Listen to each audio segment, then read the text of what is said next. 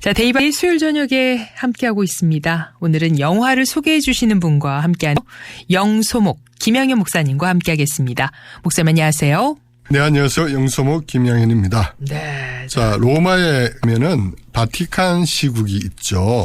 교황이 거주하는 거기 성 베드로 성당 있거든요. 그 옆에 바티칸 박물관이 있어요. 이게 이제 들어가면 한참 들어가다 보면 서명의 방이라는 공간이 나와요. 옛날 이제 서명했던 그런 방인데 거기에 세계적인 이제 걸작 라파엘로 치오가 그린 작품들이 이제 벽면에 있죠. 엄청 유명한 것이 이제 아테네 학당 있고 또 그 벽 바로 옆에 보면은 파르나소스 산이라는 작품이 있어요.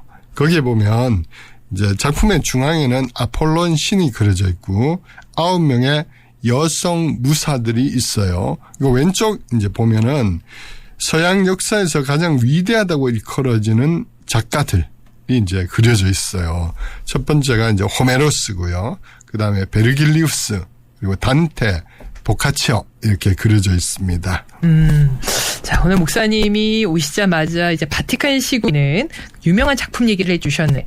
오늘 이 그림 속의 인물들과 품을 소개해 주실 것 같으네요. 네, 그렇습니다. 서양 문학의 시조라고 일컬어지죠. 바로 호메로스인데요. 그가 쓴 작품 두 가지가 뭐 엄청나게 유명하죠. 일리아스와 오디세이아. 인데, 자, 호메로스는 완전 한 8세기 정도에서 활동했고, 이 작품이 서양 역사와 문학의 뭐, 시조다, 이렇게 이제 일컬어지죠. 자, 두 작품의 공통 공간이 있는데, 그건 트로이예요, 트로이. 트로이는 지금의 터키의 서북부 지역, 이스탄불에서 약간 밑에 있는 거기였고요. 주전 12세기경으로 이제 알려져 있는데, 거기 트로이에서 이제 전쟁이 있었죠. 이 밑쪽에 본토에 있는 아테네 연합군하고 트로이 간에 이제 전쟁인 거죠. 일리아스는 그 전쟁 이야기를 쓴 거예요. 그리고 특히 일리아스는 그 전쟁이 한 10년 정도 있었는데 전쟁의 막바지 마지막 10년째 되는 이야기를 이제 적은 건데 거기에 이제 연합군에서 위대한 영웅이 한 명 등장하죠. 아킬레우스 등장하고 이제 트로이에는 왕자 헥토르 전투하고 이런 얘기들이 펼쳐지는데 자, 이 전쟁이 끝나고 이제 아테네 연합군이 승리하게 되는데요.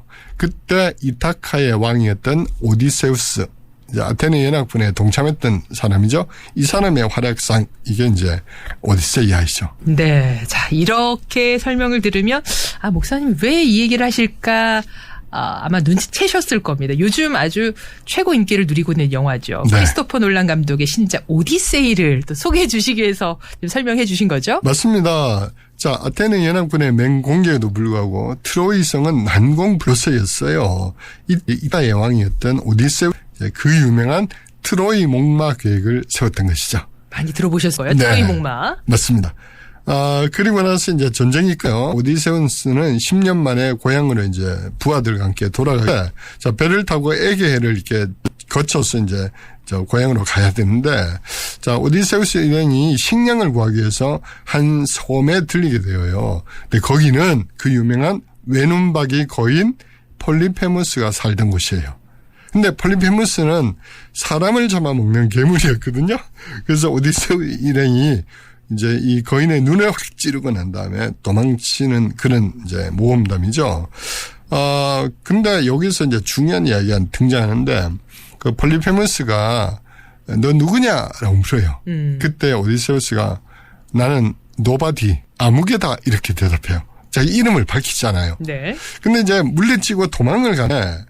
오디세우스가 이제 베르 부하들과 딱 가면서 그 폴리페무스를 향해서 사실은 나는 이왕 오디세우스야 라고 이야기를 이게 화근이 된 거죠. 그래서 이 폴리페무스가 바다의 신 포세이돈의 아들이었거든요. 그래서 아버지에게 복수를 해달라고 요청을 했고 그 포세이돈 바다의 신이니까 막 폭풍을 일으키고 해서 오디세우스가 이제 10년 동안 막 고향에 못 가고 방랑하고 이렇게 되는 이야기인데 이제 등장인물들이 많아요. 거기 보면은 자 노래로 뱃사람을 흘렸던 그 세이렌 자, 사이렌의 원조죠. 또 자신의 섬에 오디세우스를 잡아두는 여신이죠. 칼립소 등장하고 또 마녀 키르케 뭐 이런 이야기 막 등장하는 10년 동안 방랑하게 된 이야기가 오디세이아입니다. 네. 그러다가 결국 주인이 전쟁을 끝내고 고향으로 돌아간다라는 이야기인데 이 영화가 굉장히 화제가 됐는데 이유가 뭘까요?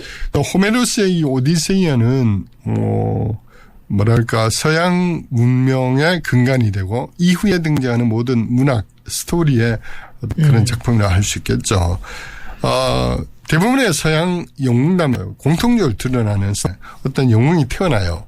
근데 이 태어나면은 신탁을 받아요. 이 아이는 위험한 인물이다. 그러면 이제 왕이 겁이 나서 그 추방을 해요.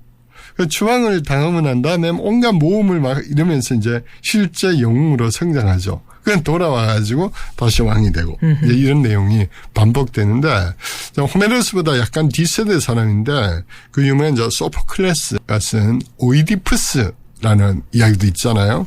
그곳의 왕이었던 이제 왕이 아들이 자기를 죽일 것이다 이런 이야기죠. 하지만 결국 이제 오이디푸스도 나중에 방랑하다가 돌아와서 자기 아버지인데 모르고 죽이고 자기 어머니인 왕비랑 결혼해서 이런 이야기잖아요.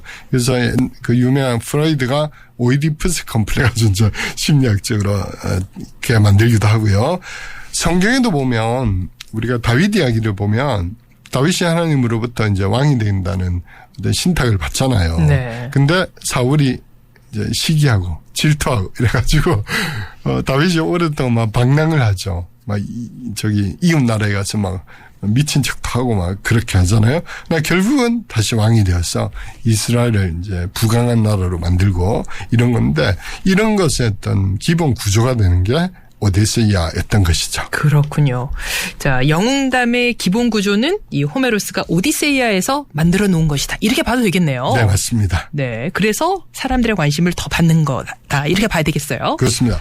자, 저는 이 작품에서 한 가지 주목하게 되는 게 있는데 그 중요한 내용은 오디세우스 왕이 이제 왕국을 떠나가지고 전쟁을 10년 동안 치르게 되는 거거든요. 그리고 귀향하는데 10년이 걸리고 약 20년 동안 고향을 떠나 있는 거잖아요. 근데 이 동안 그럼 오디세우스가 이타카라는 왕국에서는 어떤 일이 일어났는가? 왕이 소식도 없어요. 시간은 점점 딜레이 돼요. 자, 그러다 보니까 이제 약간 좀 악당들, 빌런들이 등장해요. 특히 이제 안티노우스라는 빌런이 등장하는데 왕은 죽었다, 안 돌아온다. 그럼 왕비인 페넬로프를 막 협박하죠. 나랑 결혼하자.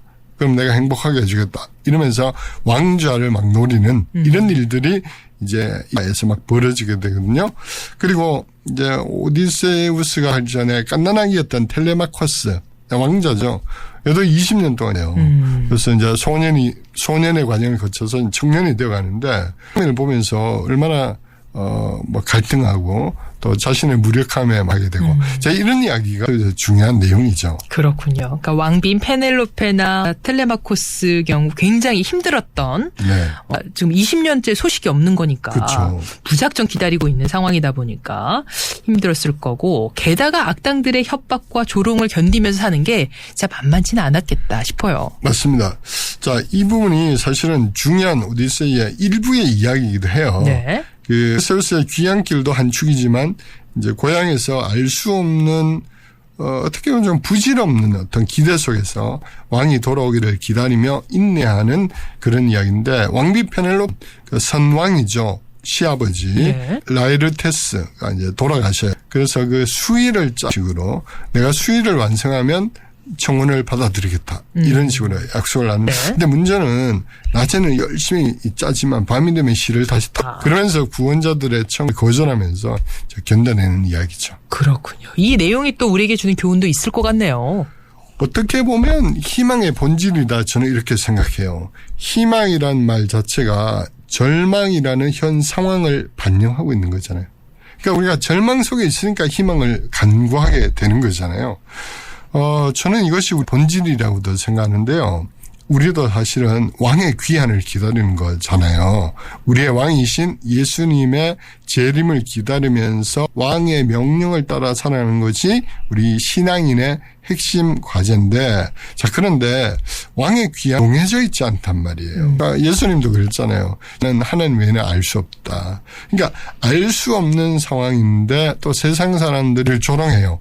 너희들 꼭 그렇게 살아야 돼. 굳이 그렇게 사는 게 맞는 거야. 이런 식으로. 이걸 잘 견디면서 우리가 신앙을 유지해야 되고, 그러면 결국 이제 우리의 왕이신 그 예수님이 언젠가는 오실 것이다. 인내하면서 이제 믿고 살아가야 되는데, 이 오디세우스의 작품에서도 그렇게 살아가는 인물이 몇 명 있어요. 그 중에 이제 유명하신 물론 페넬로페와 텔레마코스는 당연하지만, 이제 돼지치기 에우마이오스, 이 사람도 아주 충성된 오디세우스 왕을 기다리는 그런 평민인 거죠. 그렇군요. 자, 언젠가 오실 우리의 왕이신 예수님을 기다려 그분의 뜻에 순종하며 살아가는 삶. 자, 이게 우리 신의 본질이라는 말씀이 굉장히 와닿습니다. 예, 제가 좋아하는 그 당나라의 시인이 있는데요. 가도라는 사람이 쓴 송하문동자하니 은사제약거라 지산중이나 운신부지처라 시가 있어요. 그 서울에 있는 동작에 내 선생님이 어디 갔느냐 물으니까 선생님 약초캐로 산에 갔습니다. 분명히 저기 계실 건데 구름이 깊어가지고 보이지 않을 뿐입니다. 이런 시예요. 저는 이것이 우리 신앙의 본질을 가르쳐주는 중요한 통찰이다 생각하고요.